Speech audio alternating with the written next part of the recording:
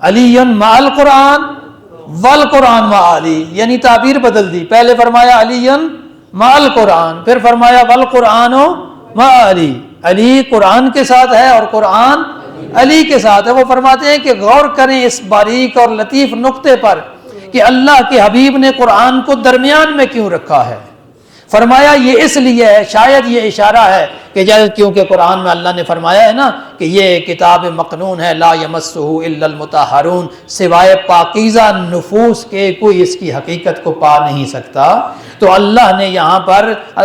فرمایا ہے کہ پاکیزہ نفوس کے علاوہ حقیقت قرآن کو کوئی سمجھ نہیں سکتا، اور یہاں اللہ کا حبیب یہ فرما رہا ہے کہ علی قرآن کے ساتھ ہے اور قرآن علی کے ساتھ ہے، گویا قرآن کو درمیان میں رکھ کر یہ بتا دیا، ادھر بھی علی اور ادھر بھی علی، اول بھی علی اور آخر بھی علی، یہ بتایا ہے کہ قرآن کا ظرف جو ہے وہ علی ابن ابی طالب ہے اور مظروف قرآن مجید ہے۔ اچھا، اس سے حاصل کیا ہوا؟ یہ صرف نقطہ نہیں ہے، تقریری نقطہ نہیں ہے، اس سے حاصل جو نتیجہ ہو رہا ہے وہ یہ ہے کہ اگر قرآن کو سمجھنا ہے تو پھر علی ابن ابی طالب کے پاس آنا پڑے گا،